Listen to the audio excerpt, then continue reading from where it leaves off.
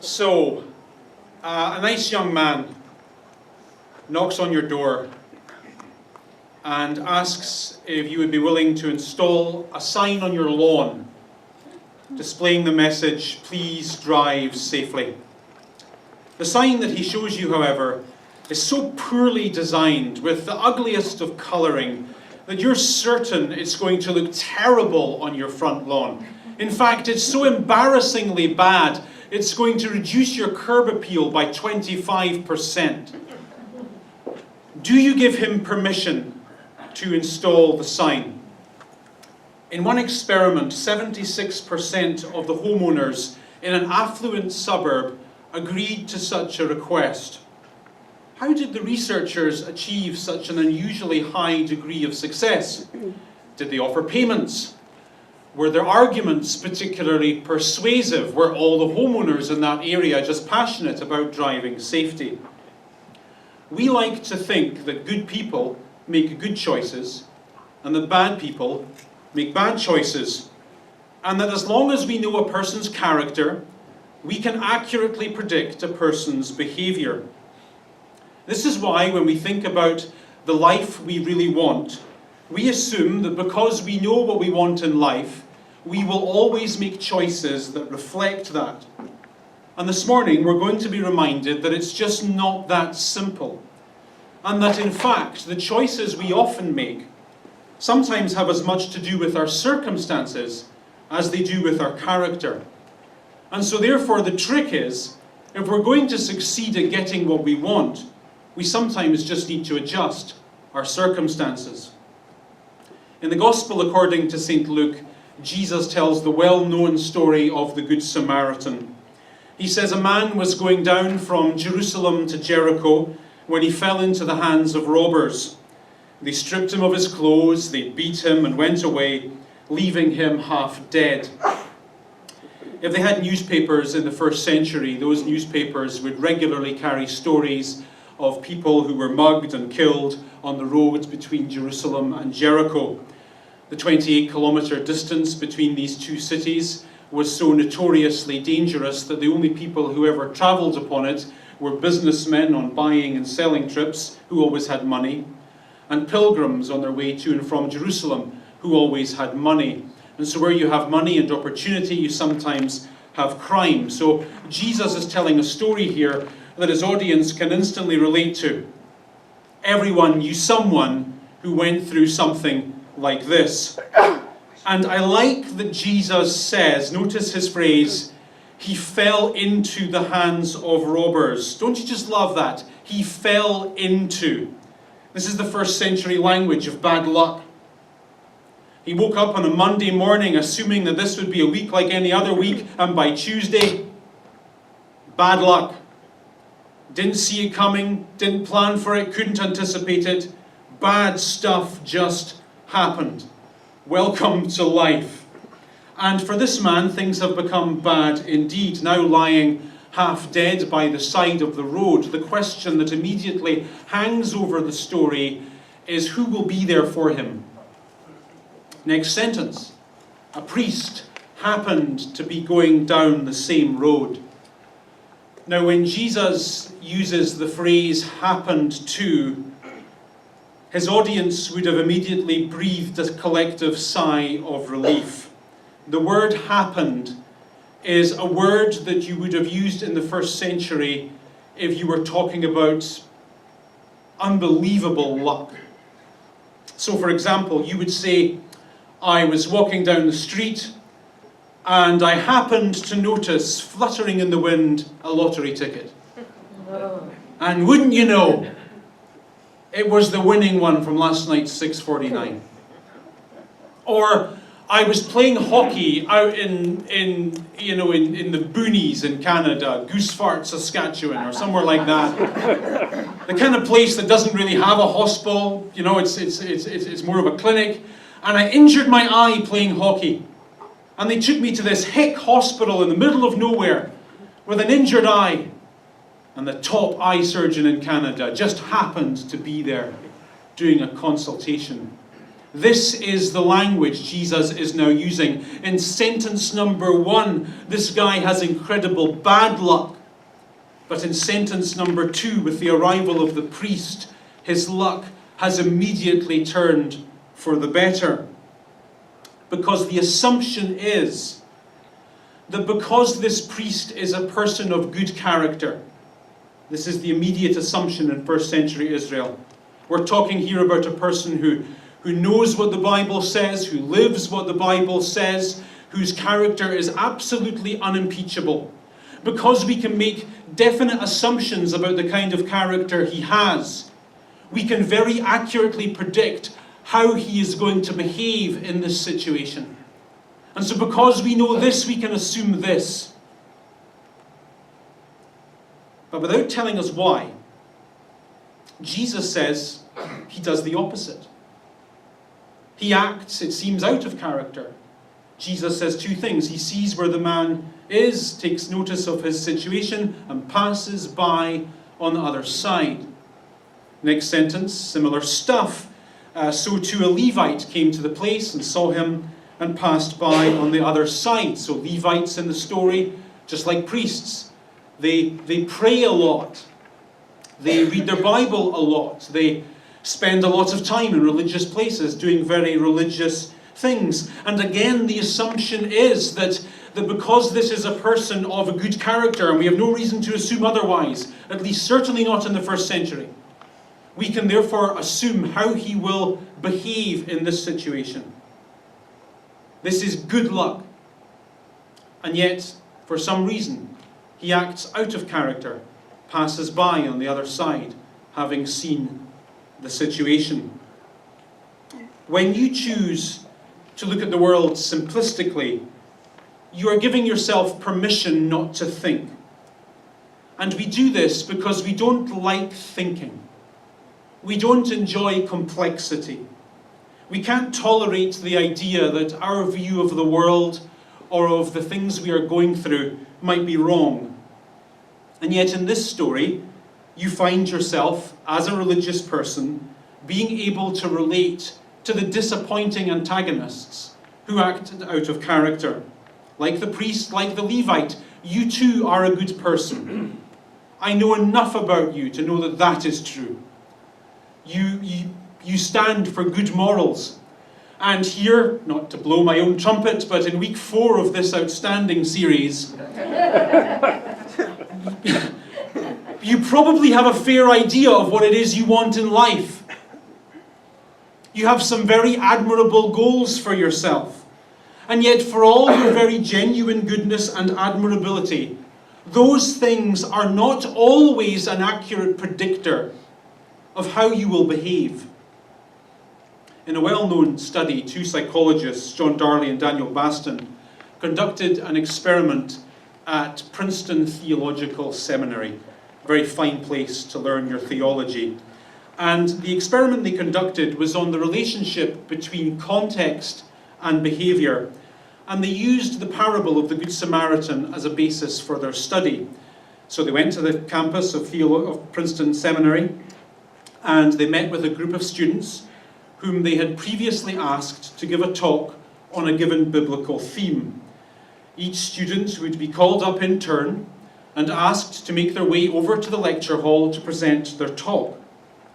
On the way to this lecture hall, each student would be met with an actor who would be playing the part of a homeless person slumped over in an alleyway in an obvious state of distress.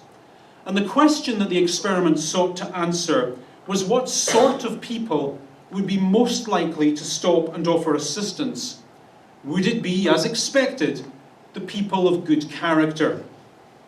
They introduced 3 variables into this study. The first variable, before they even began the experiment, was a questionnaire which sought to figure out who the good guys and the bad guys were. So they asked why each student had chosen to study theology. Was it because they felt they had a calling to do so? Was it because they felt it led to a good career? Was it out of a sense of personal fulfillment? Was it because they felt compelled to compelled to help others out? So they tried to figure out who among the students were ambitious and selfish, and who among the students were caring, compassionate, and altruistic. The second variable was that some of the students were asked to present a talk on the parable of the Good Samaritan, and other students were not. And the third variable was a time factor. On their way to the talk, some students were told, okay, you can go and give your talk now, but no need to hurry, there's plenty of time. Whereas other students were told, okay, you've got to go and give your talk now, but you better get to move on because we're running late and time's an issue. So with those variables, one by one, each student made their way over to the lecture hall to present their talk. And on the way, they were each met with the actor pretending to be a homeless person in an obvious state of distress. You would expect that the results of the experiment would reveal that the people most likely to stop and offer assistance were the people whose character was the most altruistic and who were on their way to give a talk on the parable of the Good Samaritan, right? I mean, here I am a good person, I have good morals, and I got into this game because I like helping people, and I'm about to give a talk on the parable of the Good Samaritan, and here's a guy who needs help. But the two psychologists observed that character made no difference one way or another. The only thing that made a difference in this experiment was the time factor. The people who were told they had plenty of time were most likely to stop and help, and the people who were told they were in a hurry were the least likely to stop and help. Context sometimes affects our behavior more than character. So why did the priest and the Levite behave the way they did in this story? We have no reason to assume they're anything other than good people. Maybe they were in a hurry. Maybe they had a thing to get to. Family thing, religious thing. Who knows? What is certain is that there are situations in life where good character and common sense count for almost nothing. The reason that 76% of the homeowners that I mentioned earlier were willing to have an ugly sign displayed on their front lawn was because the researchers used the old foot in the door trick to shift the context entirely in their behaviour. A week earlier, those same researchers softened the homeowners up by asking them to do a small favour. Would you be willing to display a tiny sign on your window that said, please drive safely? And what they discovered was that if they could get people to say yes to a small favour, that would create a context in which they would then be willing to say yes to an even bigger favour. Can't believe I just taught you that sneaky trick in church. If you want someone to do something big for you, get them to do small things for you first. Realtors, I know we have realtors in the church. If you're a realtor, cover your ears.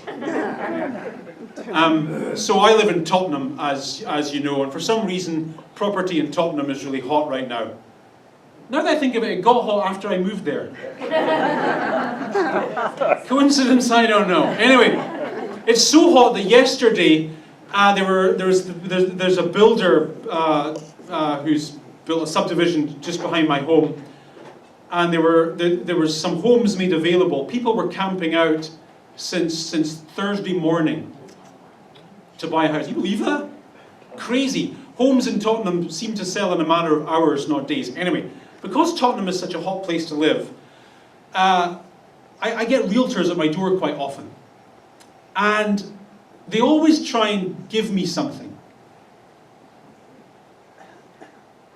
And what they give me annoys me. Right? So a favourite seems to be a beer cooler thing. Right?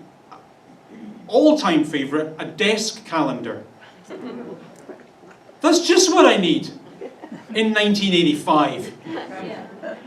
So now, you knock on my door, I have to walk up from my office, answer the door, deal with a barking dog, you're going to give me something that I haven't needed in 25 years, and I'm annoyed with you. Why don't, instead of trying to give me something, you ask me for a favour? I'm not going to say no if you ask me for a favour.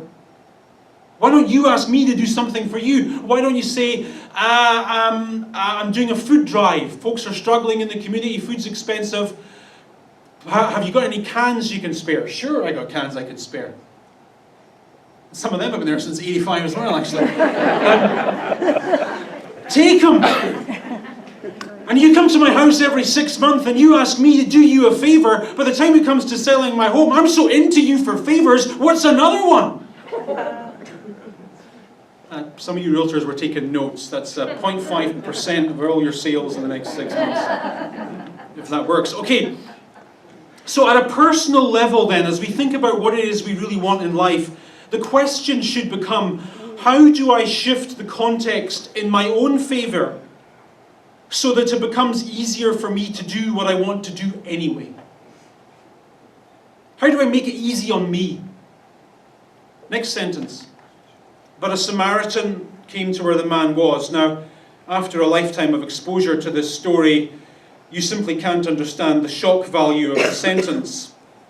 To us, the words good and Samaritan go together like Thanksgiving and turkey. That's because unlike Jesus' audience, we're not Jews living in first century Palestine.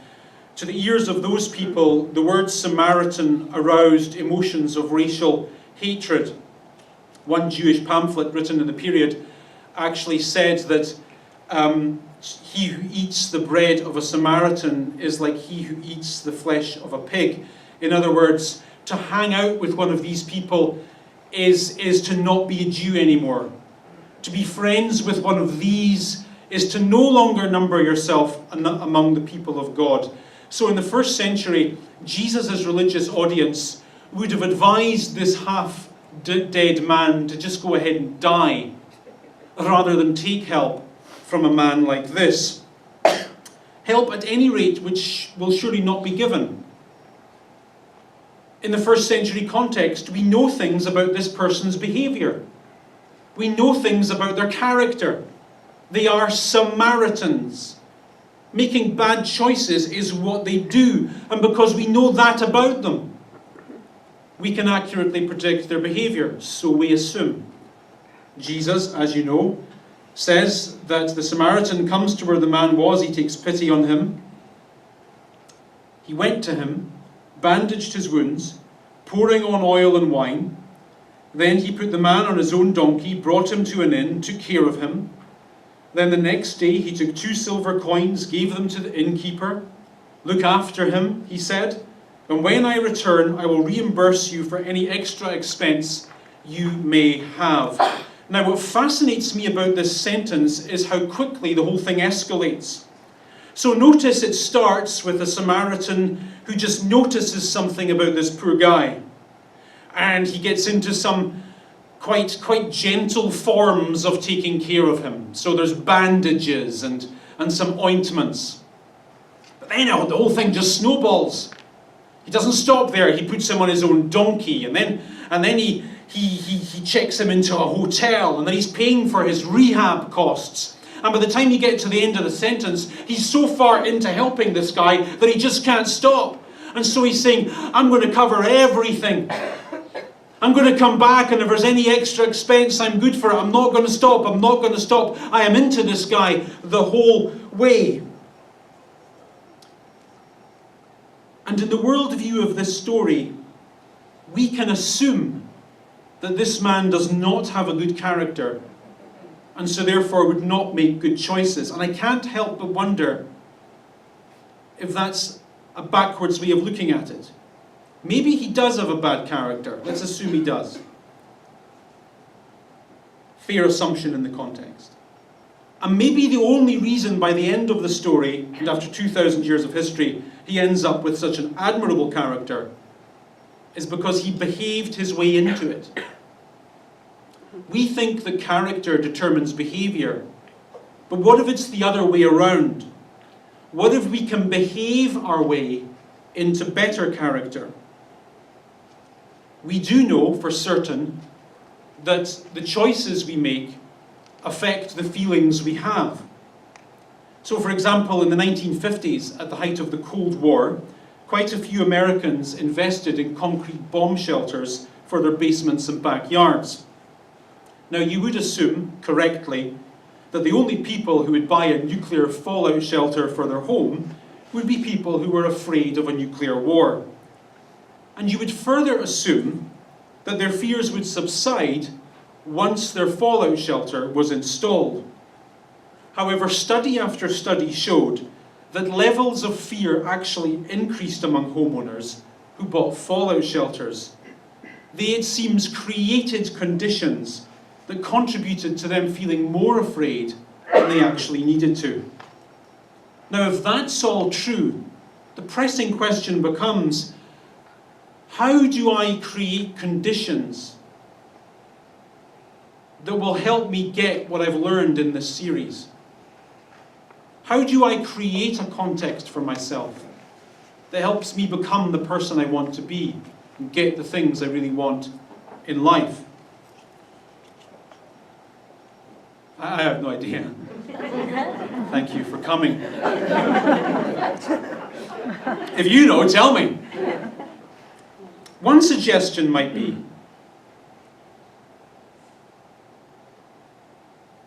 to create opt-out clauses for yourself so that it becomes harder for you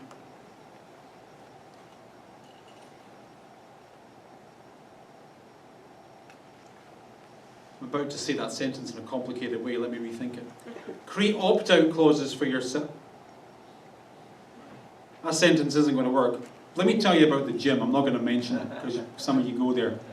I joined a certain gym a while ago, and it was so hard to cancel the membership. So hard, and they made it so complicated that I gave up like 4 times. And I guess it's like that on purpose. Look at what the Samaritan is into here. He's so into this guy's life at the end of the story. Like, we're way beyond plasters and bandages. We're into covering rehab costs, medical bills, hotel bills. He's so deep into this that if he wants to stop being this good person, he's going to have to deliberately opt out. And creating conditions for yourself where you have to deliberately opt out makes it easier for yourself to just stay opted in. In 2012, a study examined organ donation rates in different countries around the world. And they noticed that some countries have an opt-in policy. So if you want to be an organ donor, you have to opt in by doing something. You have to get an organ donor card, or you have to sign the back of your driver's license. You have to do something that says, I'm in, I want to be an organ donor. Whereas other countries have an opt-out policy. Their default position is, everyone's an organ donor. And if you don't want to be an organ donor, you have to opt out. You have to sign something that says, no, not for me. Now, although polls indicate that almost everyone thinks organ donation is probably a very good idea, and everyone should probably do it, in countries with an opt-out program, there is a near 100% participation rate in organ donation. Whereas countries that have an opt-in program, the participation rate hovers around 15%. If people already want to do something, they don't need more motivation. They just need it to be easier. That's all. Just make it easy on yourself. Take retirement as another example. Everyone wants to enjoy their golden years, to go to Florida and play golf and have dinner at 4.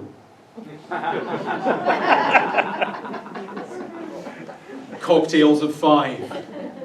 Right? Live on a beach, and live on a beach, and live on a beach. Right? Everyone wants that.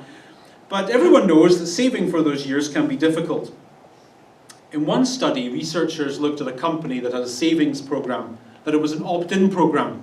And the opt-in program was pretty good. The company said, for every $1 you save, we'll contribute 50 cents. Good deal. Now I'm getting $1, I'm getting $1.50 for every $1. It's a fantastic deal. Participation rates were around 50%. When they shifted it to an opt-out program, participation rates immediately jumped to 85%. Everyone wanted to save. Everyone wanted to put something by. The company just made it easier to say yes. So the thing for you to think about is how you can create an opt-out environment in your life. How can you make it easy on yourself to do that thing that you already want to do anyway? I mean, you already know a lot. It's week 4, I think, of this series. We've covered some important things. We've figured out how to discover our true values in life. We did the funeral exercise, that was helpful. You probably by now have a fairly good idea of what you really want in life. Now you need to figure out what's stopping you and how you can stop it stopping you, and how you can make it easier on you to move towards your life goal. Just make it easier on yourself. Take away the things that are making it hard. Make it easier. When I was back in college, I had a friend who struggled with getting out of bed in the morning. And it was back in the days when you actually had alarm clocks. And simple solution. I said, just don't have your alarm clock beside your bed, because you can just hit snooze. Your alarm clock has one of those? So I got him to shift his alarm clock to the other side of his room that he couldn't. Instant fix. Now, to have a long lie, I've got to really, really, really opt out of this situation. I've got to get out of bed, turn off my alarm and go back to bed. That's very unlikely. What contexts in your life do you just need to shift in your favor, that it becomes easier for you to be the person you want to be and achieve the things you want to achieve? Next week we're going to wrap this series up. It's going to be awesome. Thank you for coming. God bless you. Have a great week.